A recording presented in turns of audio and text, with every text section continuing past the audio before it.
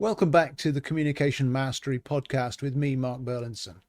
In this season in 2026, we're going to spend some time looking back and replaying some of the episodes that some of you have asked about in your comments. And in between those, I'm going to be back with little snippets each week of helpful information that you can put into practice in your business, in your life, to help you grow your communication mastery. Effective communication is paramount for nonprofits and mission-driven businesses. It underpins their ability to inspire action, garner support, and drive positive change.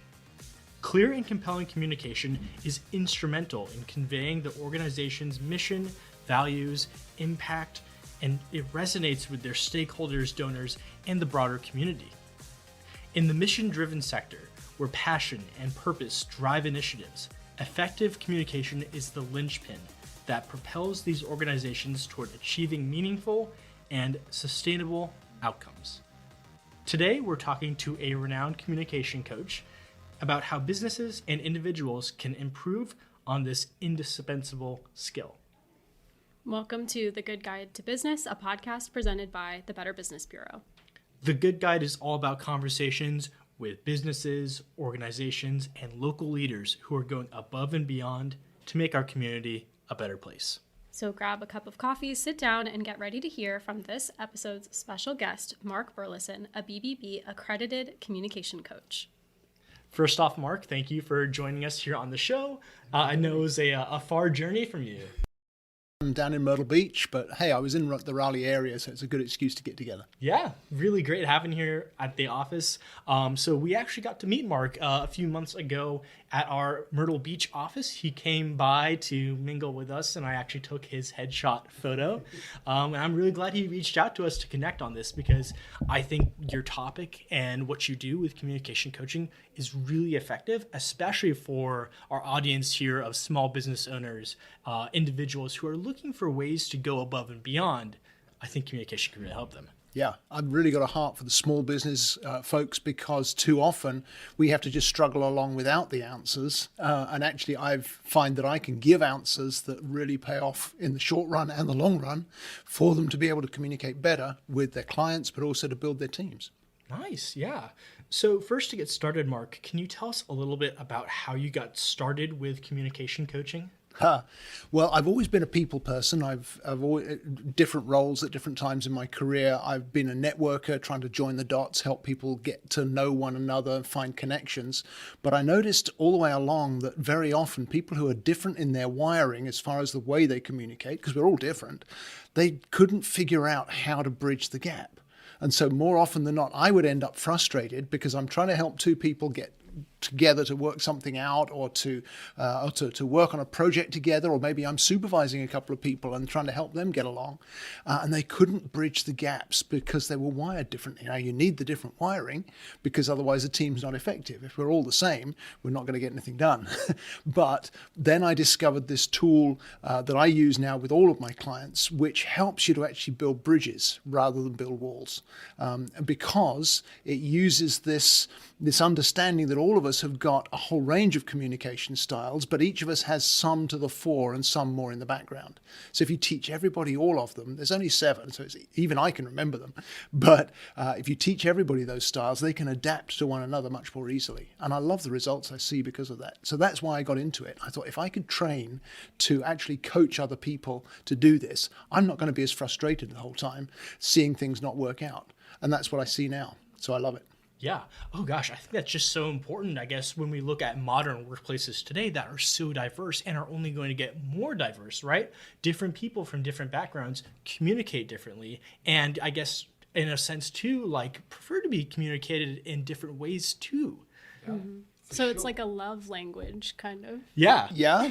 It's funny because these are called the life languages, this tool I use, but you can actually overlay the love languages if you've heard of those as well. You can kind of overlay those on and actually increase the effectiveness of what you learn with the life languages. Do you have an example of like one of the 7 that you could talk about? The one I love, well, I mustn't say I love it the most because I love all 7 of them, but the one that I'm drawn to particularly at the moment is the contemplator language. This is people who are very intelligent, very inquisitive. They love to dig deep and to find out the sort of the true underpinning of anything, or to follow a thought to its full conclusion. So they're very thoughtful. And so typically they tend to not be great communicators with other people because they like to be left to themselves. I'm thinking of, I've got 3 or 4 clients at the moment who are high in that contemplator language, and I'm helping them to actually build connections and bring what they have to offer. But it's very difficult for somebody like me. For me, the contemplator language is fairly low in my profile. I'm much more of a people person. Let's get everybody in the room and let's have some fun and let's see what we can learn together.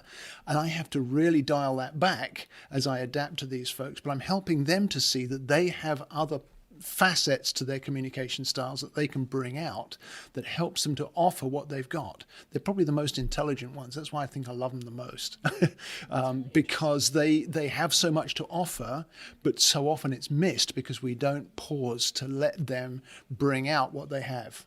And so when we learn that, particularly if you're a supervisor or leading a team, if you learn how your team are wired, then you can bring out the best of all of them. I'm thinking of a friend of mine who's very high in the contemplator language, and he wanted to get together with me just to have coffee and learn how to connect better. And so we'd get together maybe once a week for coffee. And it was probably the hardest thing I've ever done, because what he needs from me is personal space to think and or my undivided attention. Well, I'm the kind of person who's like, oh, there's somebody over there I see, squirrel. And I'm having to kind of focus in on my buddy. But when I gave him space to think, I would get all kinds of deep, insightful answers on all kinds of topics. Maybe I have to wait until next week, give him time to think. But I love the way that those kinds of understandings really bring out the extra that people have to offer. Gotcha. And would you say it's like someone is one type or another, or is it more like they're 50% this, 20%? Like, is there an online quiz you can take? How does that work? Well, there is an online quiz you can take, and nobody is 100% of anything. Yeah. And everybody is something of all 7. So that when I do workshops with business teams, then the thing we repeat over and over again is, how many languages do we speak? And everyone goes, 7, until they drill it in, because our tendency, once you do an online profile like that, is to see your highest result and think, oh, I'm a whatever. And what I used to despise, although I love profiles, I would hate the way that it would actually separate people. Well, you're a golden retriever and I'm a beaver, or whatever, or you're green and I'm pink, or whatever it might be. And now what are we going to do? How can we connect? How can we relate? But with this, you might be high in a specific language. Maybe you're high in that contemplator language that we were talking about. Well, for me, it's in the middle, and I can learn how to draw on those specific qualities, how to actually make room for those. But at the same time, you can understand that my high influencer language, which is much more feelings-based than thinking-based, I may need a completely different approach. Silly example, but a good one, I guess. When I was training to be a coach, I realized I'd been asking my wife the wrong question for about 25 years. I would always ask her, what do you think?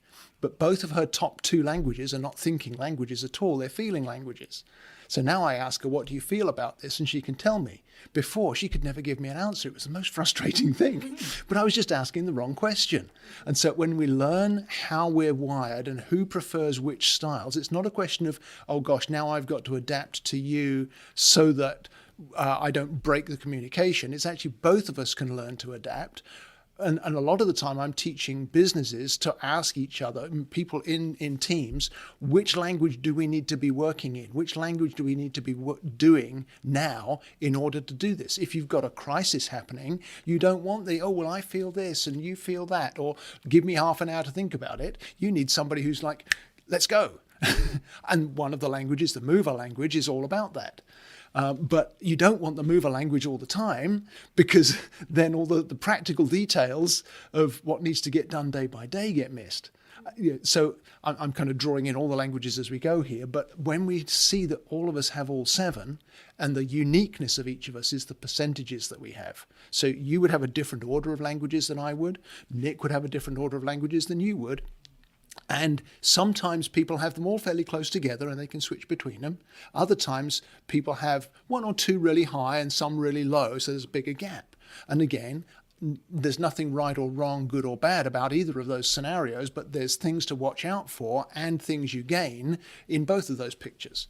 You know, when somebody's got a big range, as we'd call it, where they've got a high one and then a very low one at the end, then they're much clearer in their communication, but it's more limited to the ones that are strong. Whereas when somebody's got them all kind of compressed together, they're much more flexible, but they can be very hard to understand unless they remember to take everybody with them. Because if you switch from one language to another, it's a little bit like speaking Spanish and then English and then, who knows, Japanese or something. You know, and people are like, wait, where did he go? So again, that's what I love about training people this kind of stuff, is that I can help them to learn how to handle what they've got and then also to make use of it to be more effective in a business setting or in a non-profit setting too. I work a lot with non-profits and see a great deal of benefit there too. Awesome. So when we talk about businesses and nonprofits, how specifically do you work with them to help improve their communication?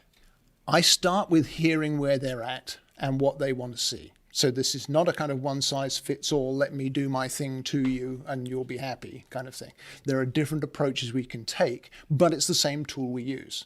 So it's kind of like the analogy I would use, it's a little bit like the silverware you use to eat with. But sometimes you may be eating Indian food, other times you might be eating a burger. You know, so you tailor it, you've got the tool, but you tailor it to where you need to get to, what you need to do. So some of my clients are trying to figure out, you know, we've got a team of people who are stuck together, but they're not getting along well. You know, we need help to actually build teamwork. Or we have other ones where they're pretty good at the teamwork, but they want to be more effective. And so I had one creative agency over on the West Coast. I did it all remote, but they said we're pretty good at what we do, but we could do with being really much better. And we know we're diverse in our communication styles to help us understand each other. And so again, from the way we did that, they were able to improve their productivity and their teamwork simply because they understood each other better. So I start out by listening. Obviously, as a communication coach, that's the best thing to do. But once we get a bit of a handle on what the business wants to achieve, then we can figure out a plan of where do we go from here. Now, we always start out with the profile because you need to know what you're working with. But even when you take the profile, it's like a snapshot of who you are now and how you've answered the questions in this moment. So occasionally I'll find people who they'll retake the profile a few months later and come out kind of different. Although most people, if they're not in some sort of squeeze or crisis, or they're trying to impress, if they're just being honest with themselves, then they'll get a pretty good picture of where they're at just from taking it the one time. But I had one non-profit CEO actually took his profile with me when we were doing just their leadership team, and then we broadened it to the rest of their staff, and I had him take it again because it had been a year or so. And it came out completely different. And I'm like, well, what happened? And he said, well, you know, I've had a year of coaching with you and you've given me permission to be me. And now this is the honest answers this time, not the what should the CEO look like answers. So when we've taken the profile, then we'll look at what to do with it. Sometimes you can get a whole team together and spend a half a day and do a workshop, which can be online or it can be in person. In person's always more fun because I like to have rooms full of people to interact with, but you can do it online too.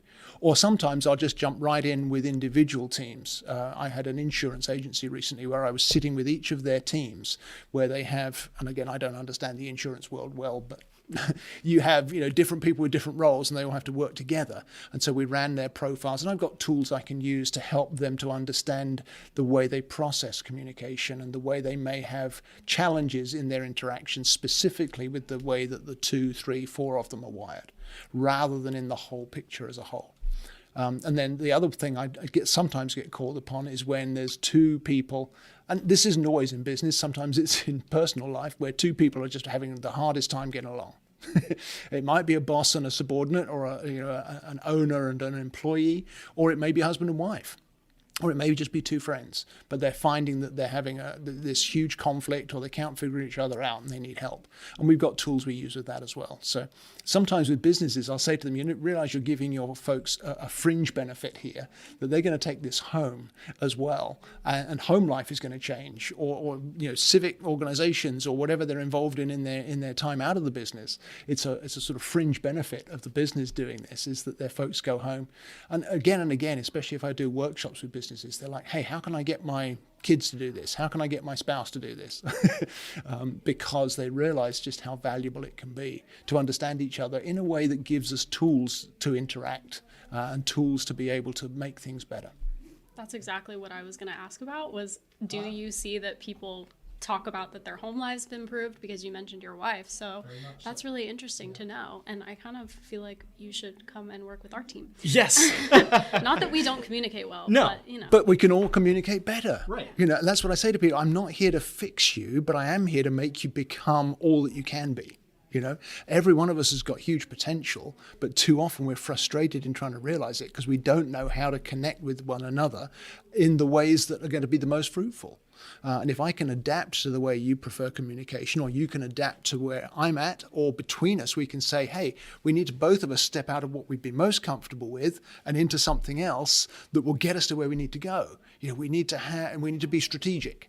And neither of us are strategic first off, but we've both got it in there somewhere. Yeah. Those kinds of things, and then you take it home. Yeah. Now, often I'll find that people will have languages that come out most at home and others that come out most at work. And that's fine. One of the biggest things I tell people is that if I can help you increase your self-awareness in the different settings that you're in, then you're less likely to trip over the communication hazards that there are out there. It's a little bit like, if you've got a radar detector in your car, you know where the cop is. You don't get as many speeding tickets.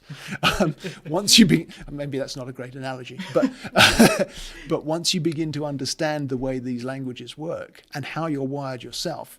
I've got one couple that I've been working for a long time now where I've seen huge change in both of them. And it's interesting, this often happens with couples where their profiles will come out. His highest language is her lowest, and her highest language is his lowest. And this particular couple, he was high in the mover language, she was high in the responder. Now, responders are very feeling, caring, the kind of language that adopts kittens or whatever, works at the local shelter, that kind of thing. Whereas the mover is much more of a, get out of the way. Well, the phrase we use is lead or follow or get out of the way. That's the way the mover is. That's the sort of hard-charging, very justice-oriented, very courageous language. So you can imagine how that went for these two as a married couple. But they went to the movies a few weeks ago now, and it got to the end of the movie, and she was about to pull out a Kleenex because, as usual, the movie moves you to tears at the end, and she's about to cry, and then she glanced beside her and she saw her husband was crying. And she totally forgot about crying herself because she was so astonished that he was having a real feeling. Now, for a few weeks, maybe a few months, he'd been talking about feelings because he understood that this was coming towards where his wife was at, But he would tell me afterwards, I'm just talking about it. I'm not really having feelings. I'm just talking about feelings. But he had a feeling. And so it was that understanding and that moving towards one another that they saw the benefit. So that's an example of what you were asking about, Meredith. People definitely see differences in their home life, in their social life, with their friends, that kind of thing. So you work with businesses, couples, like a whole plethora of groups. I do, yes. I love to work with small and medium-sized businesses because that's where I recognize that budgets have to be stretched a long way, and this is a relatively low-budget way of really helping teams to get along and to be much more productive, much more effective. And so that's my heart, and that's why I love that whole area of influence. Of course, if there was a big corporation wanted to hire me and pay me lots of money, I could do that too. But at the same time, I realize that then generates, hey, can you come and do this with our church leadership? Or can you come and do this with the Rotary Club? Or can you come and do this with my family? I've had some folks where actually they've got their whole family together. Maybe I've run into the parents and they've got adult children or grandkids, and they actually pull them all together, and we have this big Zoom Zoom call with all the family, and we start going through, this is what it all looks like. So who's the strongest in this language and who's the highest in that language? And they're like, oh, so that makes sense of why you were like that at Thanksgiving, or, those kinds of things, And so it's very rewarding to see the lights come on and people have these aha moments, and that helps them to get along better. Yeah. Yeah. So it sounds like it's important not just to like take the online quiz and know what you are yourself, but also you need to know who you're interacting with on that level as well. Very much so, yeah. And although the online profile produces a personalized report for you, it's very helpful to be able to understand all of the languages more fully. And very often, I'm still learning. And I've been coaching for 7 years now. I've known about this tool for 15, 20 years, but I've been coaching for 7 and training coaches for going on 3 years now. But I'm still learning. There's so much in it. And so there's always value in having somebody walk alongside you, even if it's only intermittently, So I keep looking for ways to make it possible for people to just stay in touch, throw me a question when they have one, that kind of thing, rather than, oh, I did that, bought that, got the T-shirt, I forgot about it, there's a thing on the shelf somewhere, but it's not doing me any good in the day-to-day. Because the way you draw it out is as you encounter a new situation, as you step into a new scenario, then you'll find that the way you use your self-awareness, your knowledge of your own profile, and the way you adapt to other people, it's beneficial to have help. Is really the answer there. So yeah, it's not just a take the quiz and be done with it. It's very helpful to do a package or a workshop as well.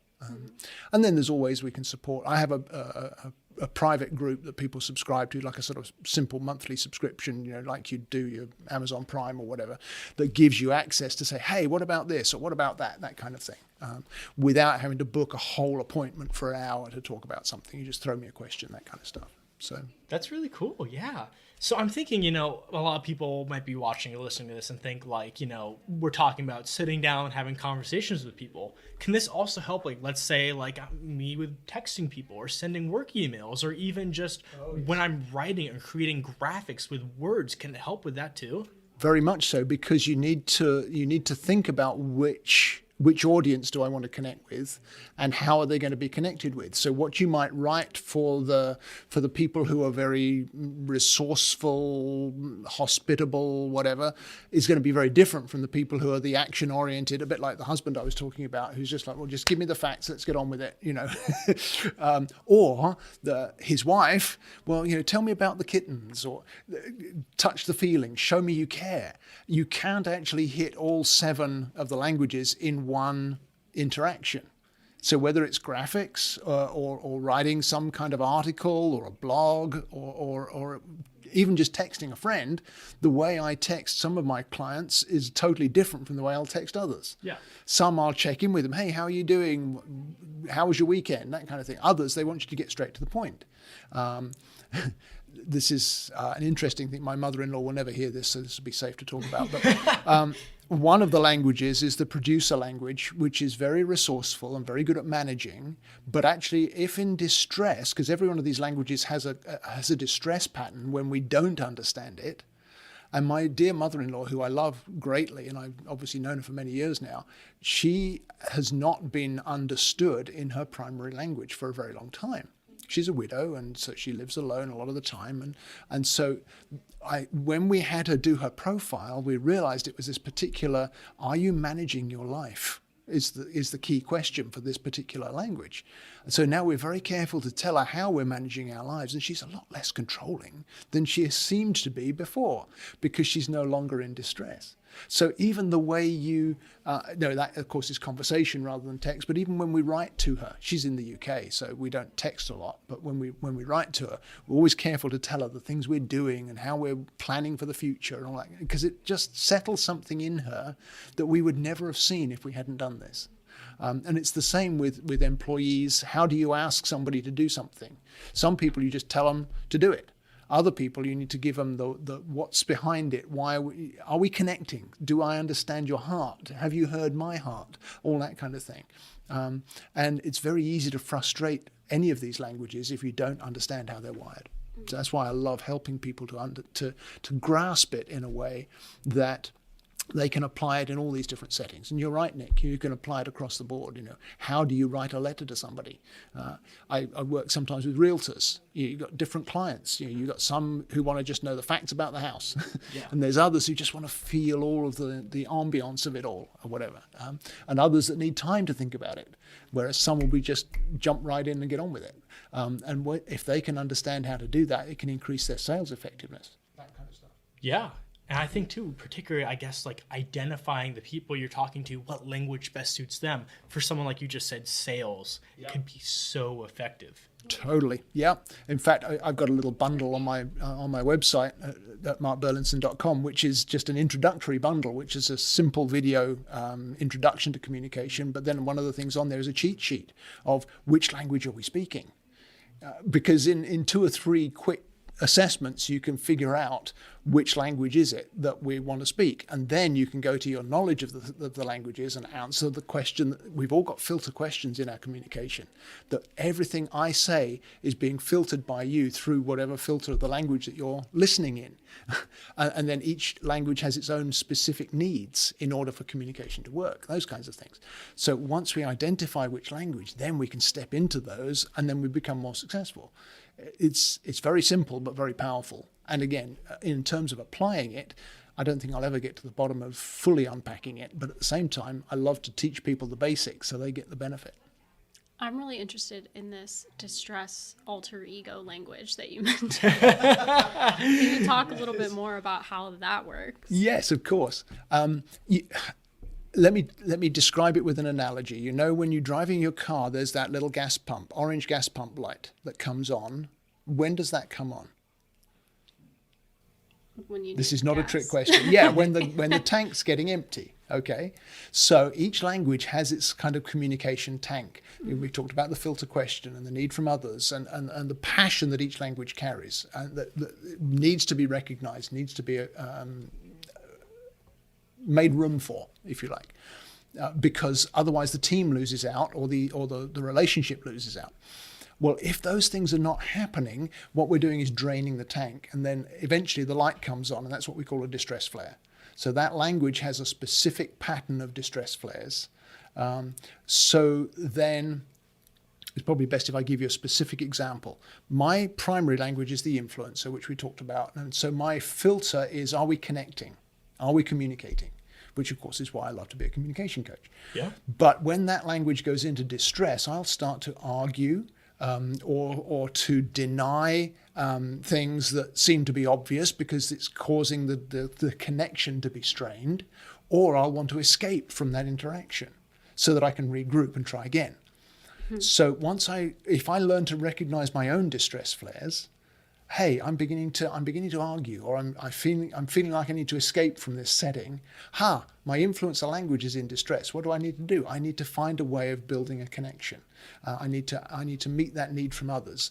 Is there something you can say that would affirm something I have done? Affirmation is another big part to the needs of that language. So I recognize when the light comes on and start to fill the tank again, because that's what we're supposed to do when that gas light comes on, is find a gas station. Yeah. I mean, unless you're a Tesla owner, but that's a whole different ballgame. But if you don't recognize the light, or you put a piece of duct tape over it and ignore it, well, eventually you're going to become a statistic. And it will be a crisis eventually. It's not a crisis when it happens, but it is an indicator. I like to say, when I'm doing workshops with teams, I say a distress flare is an invitation to make a difference. It's an invitation to help. Mm-hmm. And typically that's not the way we react to people who are in distress.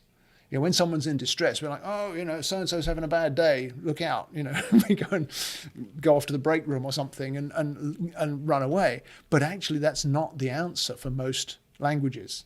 Most languages we need to figure out, so which primary language are they in, or what language is in distress, what flares are we seeing? Now that gives us some ideas of what we could do to make a difference. So it helps to depersonalize conflict as well. Mm-hmm.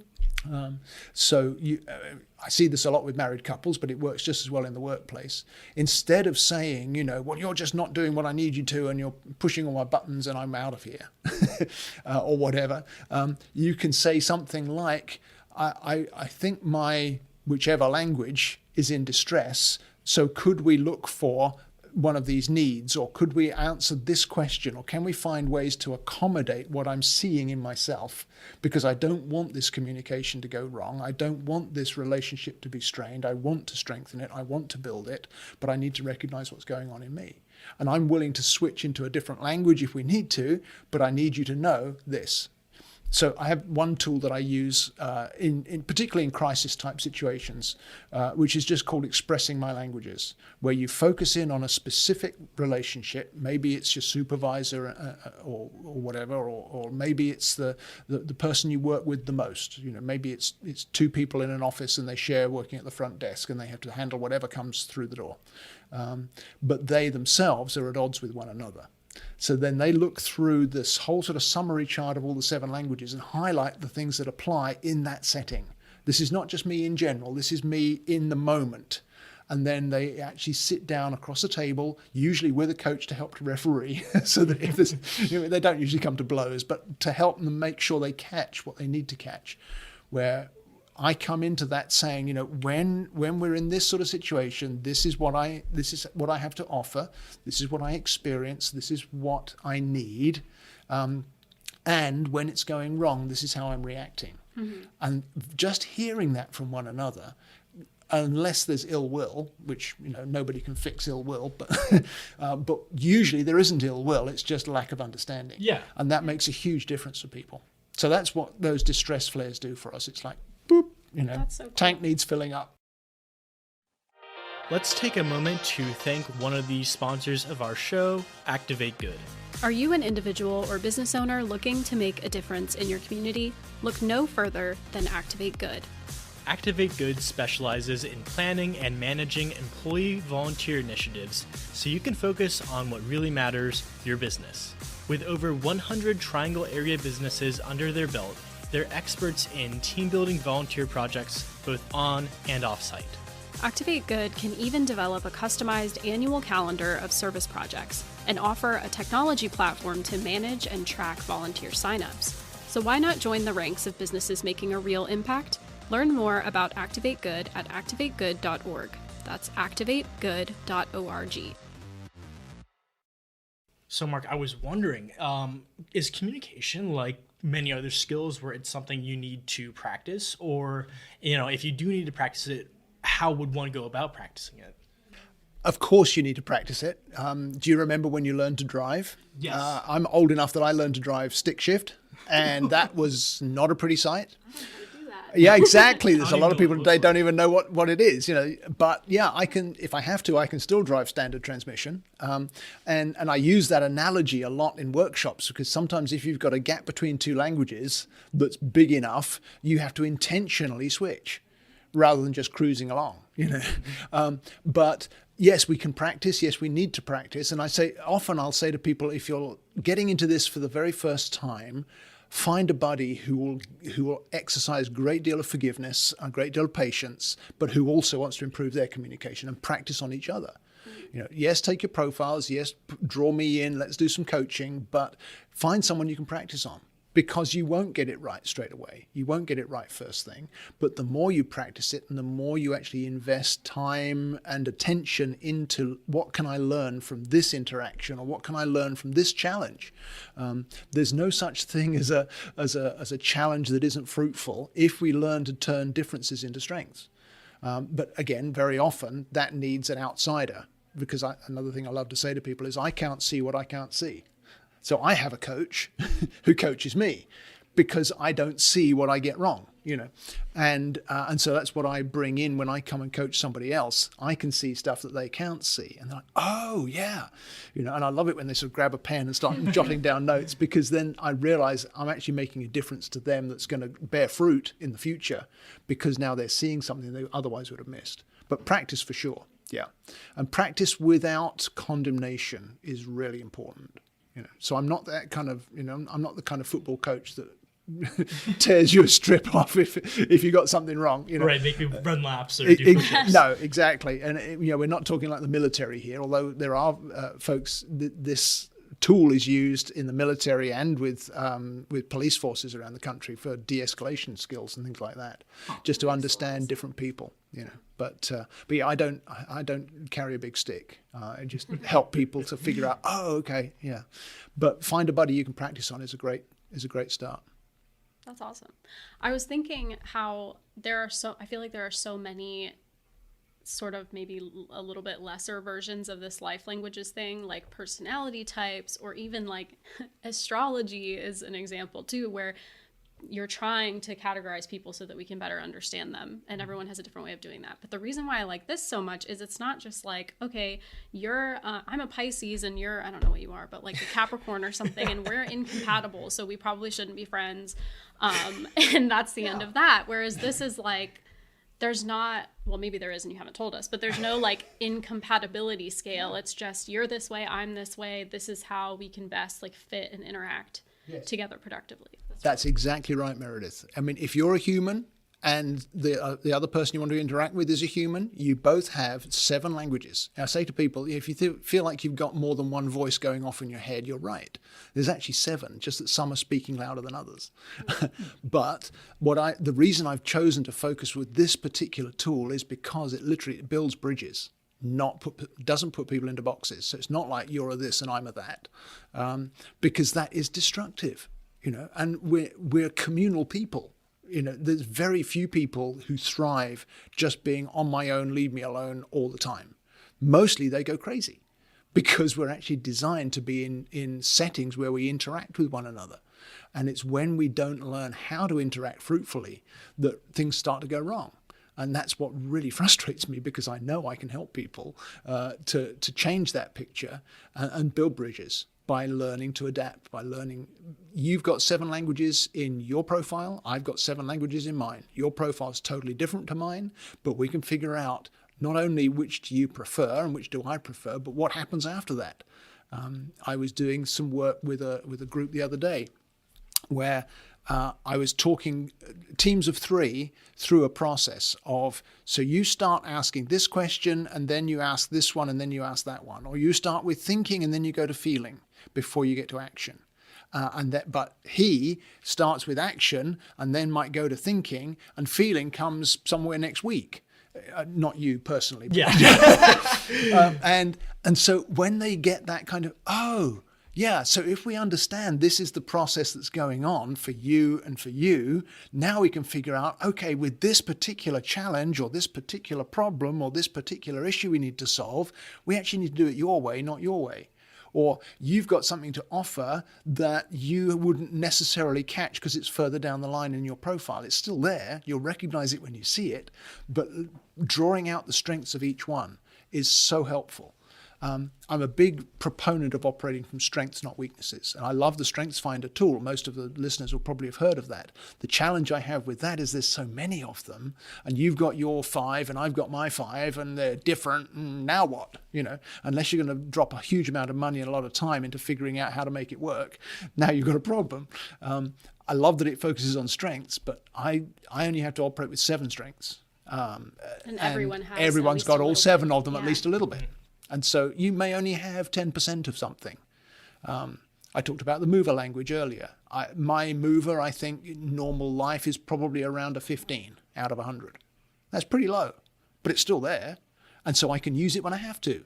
You know, I had to fire somebody once. I don't like firing people. I'm the kind of get everybody in the room and let's encourage them kind of guy. But I had to fire somebody because it just wasn't a fit and they couldn't change or didn't want to change. And so it's like, okay, you're done. So I had to pull up this 15 mover and use it for this situation needs to be improved. This is the solution. This is what we're going to do. Goodbye. You know, here's your check. You're done. And did I enjoy that? No, not really. But it wasn't about enjoying it. It was about pulling on a language I needed to be able to communicate something in a specific situation that was going to bring the solution we needed. So like myself, I'm sure all the listeners want to know more about you and where they can learn more about you. So do you want to talk about your podcast for a little bit? Yeah, what sure. that's about? I have a podcast called the Communication Mastery Podcast, which is a mixture of me talking about communication insights like we've been doing today, as well as I'm bringing in guests this new season, so they'll talk about their communication journey, and we'll see what we can learn from them as well. And so that's available on all the podcast platforms, and the video version's on YouTube. So just search for Communication Mastery Podcast. As far as I can tell, there's only one of those out there, and that's me. And if you have any trouble finding it, you can always go to my website, which is markburlinson.com, just my name.com. And there's a link on there that you can use to get to the podcast, as well as to contact me to find out more information. There's even a brief bio on there, so you'll find out all the truth about Mark. Well, Mark, thank you so much for joining us on the show today. It was really insightful learning about what you had to say about communication, especially with the different styles that each of us have. So for our listeners, you guys can go check out Mark at his website. That is markburlinson.com. You can also find him on Facebook at Mark Burlinson Communication. And of course, make sure to go check out his podcast. That is the Communication Mastery Podcast. Thank you so much for listening to today's episode. It would mean a lot to me if you'd rate and review the podcast so it helps more listeners to find us. But also, would you give me your feedback on things you'd like to hear about in future episodes? And remember to share the episode with a friend if you see something that would benefit them as well. You can reach me with feedback through my website at markburlinson.com. Just click on the contact button and send me a message. I respond to everyone personally, and I really want to hear from you. So thank you again for listening, sharing, reviewing, and giving me your feedback.